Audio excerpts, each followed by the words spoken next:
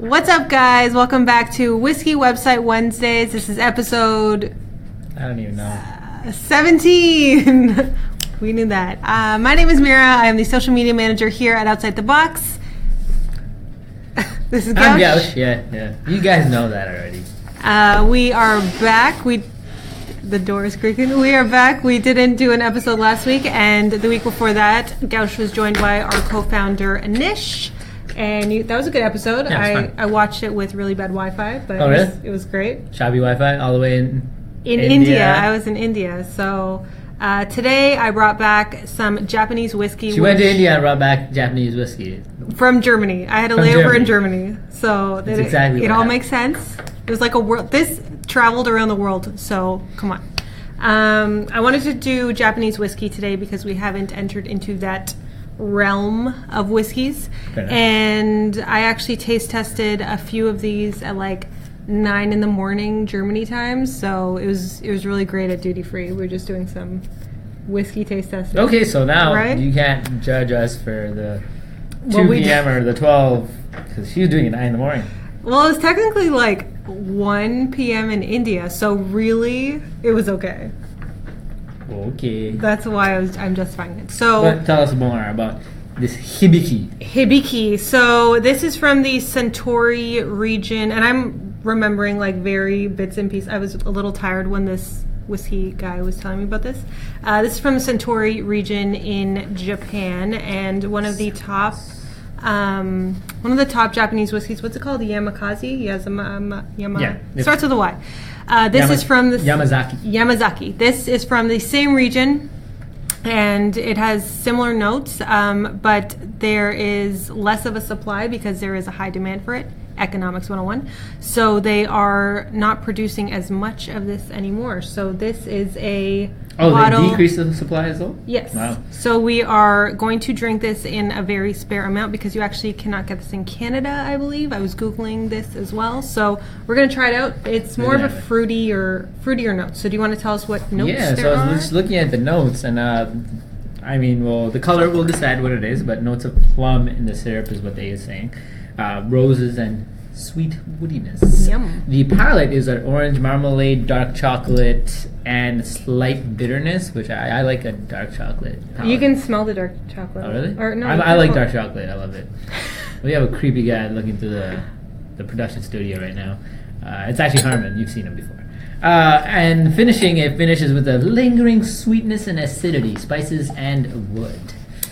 And if you can see this bottle, there are actually 24 facets to this bottle design. It's actually a very unique bottle design because it goes with the traditional calendar of 24 seasons. I didn't know there was 24 seasons on the traditional calendar. That's what it says here, though. So if anyone's Japanese and watching this episode, please, tell us about the 24 seasons of the traditional calendar. Mm-hmm. If you could hear me over the creaking of our door. Maybe we need some, what is it, A535? No, that's for your back, isn't it? What is the oil? What's the oil? Whatever. We need to oil our doors. First he brings back Japanese whiskey from India. And now, yeah, the show definitely missed you. Come on. I miss you guys. I was drinking, I actually wanted to try Amrut.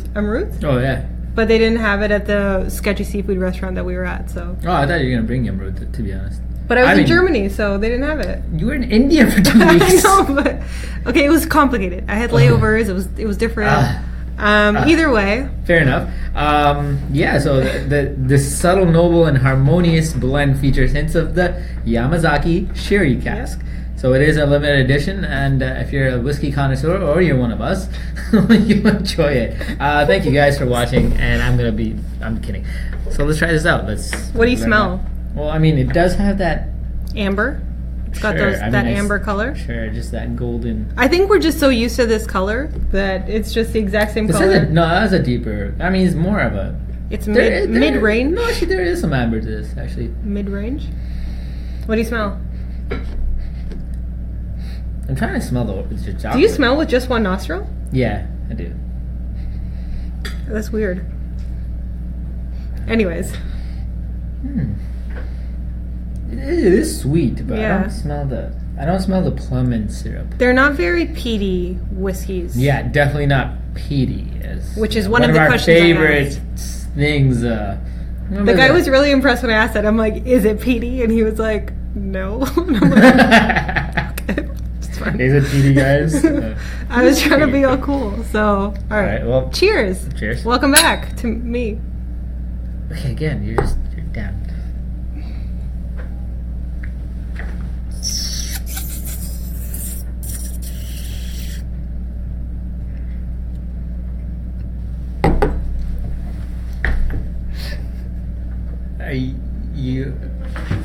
We're having technical difficulty, guys, at OTB Network. In the meantime, a word from our sponsors.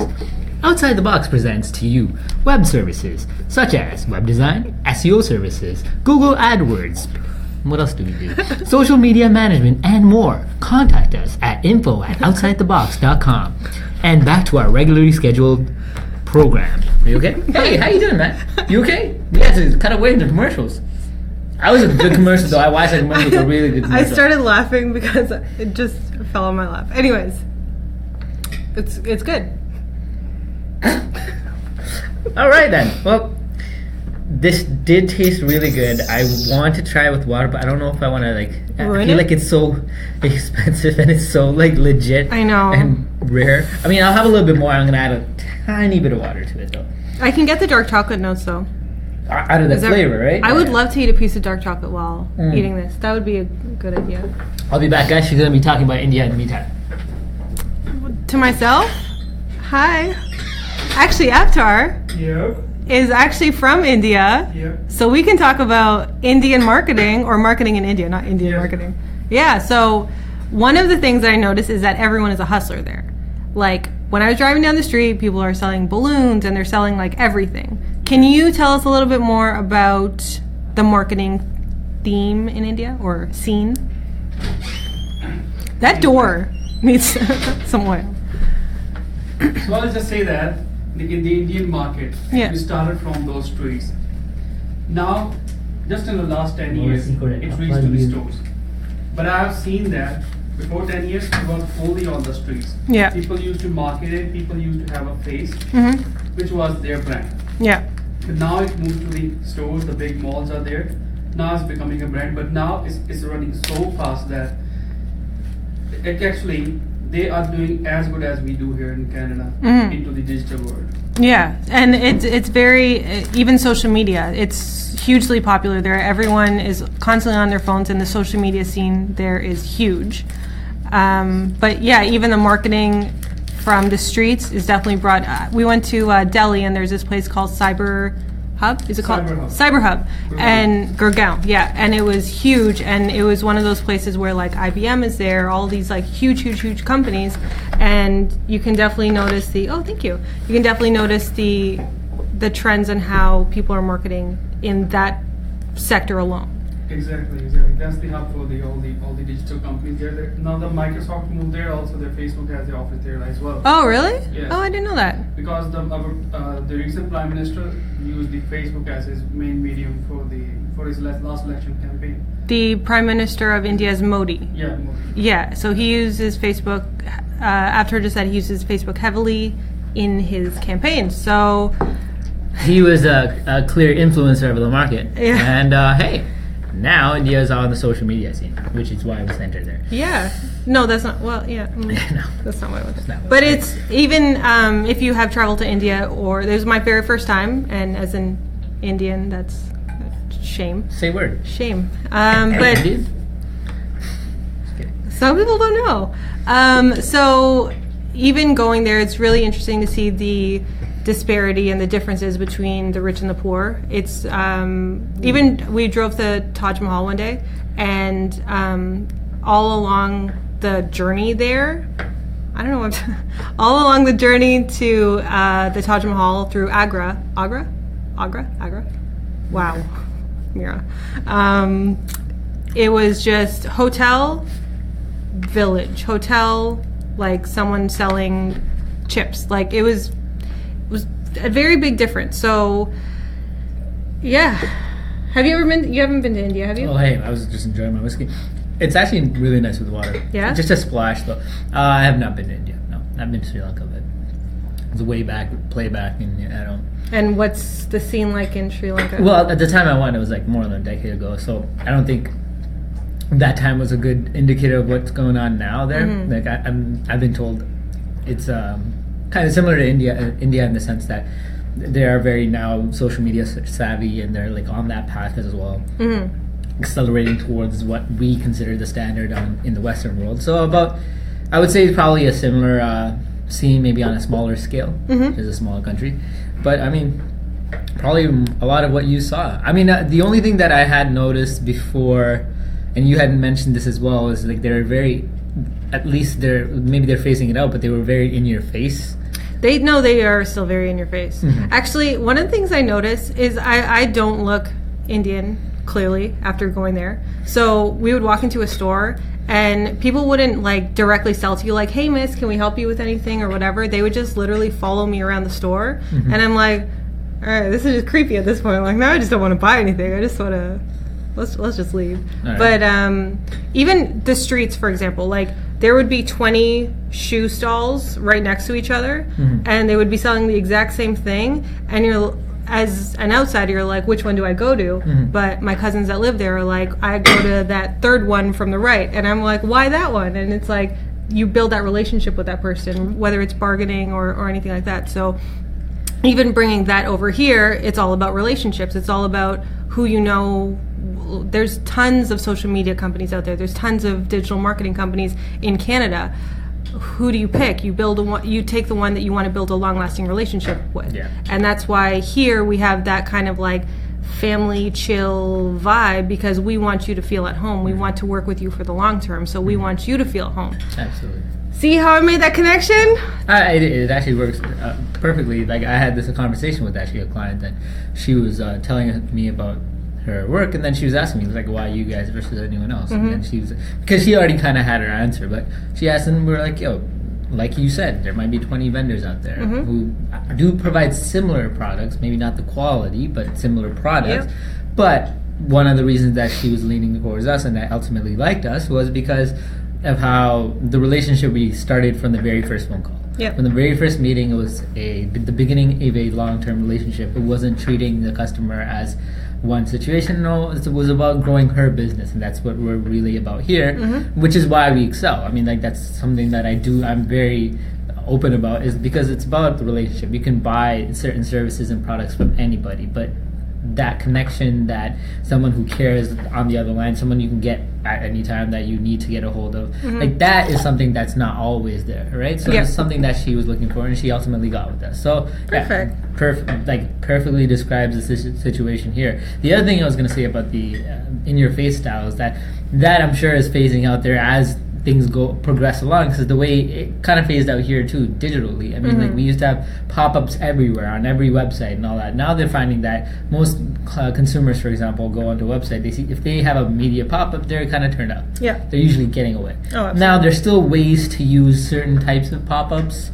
at certain times and certain situations of the website, but even a lot of them do end up leaving the website. That's something to kind of be wary of as well. I'm sure like as their market grows, they'll probably move away from the in-your-face intrusive marketing and kind of be like more about staying in mind, out of sight but in mind kind of thing. That subtle kind of marketing. Yeah. So I mean, I'm sure that's happening, but it's interesting to hear the different take in India, and so it's actually interesting to hear from Avatar as well, because he has a lot of experience in the same type of digital marketing field there. So it's an interesting perspective to bring in here. Anything else you found in India that you liked? How's the wedding? The wedding was good. I actually went for my friend's wedding, and it was in Jaipur. Am I saying that right? Jaipur. And it was 45 minutes outside of the Pink City, which is where the central part of Jaipur is. And then we went to this palace. So for 4 days, I was in a palace. Well, hey, it was great. So back to this palace now. This is my favorite palace is right here. Wow, that's so sentimental. All right.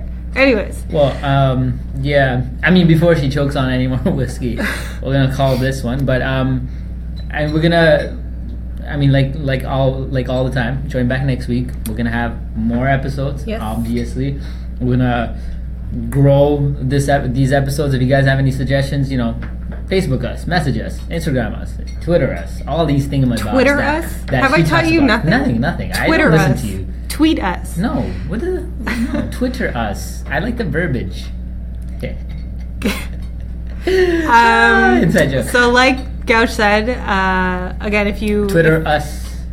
If you have any more, anything else you want to add to this conversation, we would love to hear from you, especially about any other marketing from any other countries that you know of or would like to add to this discussion.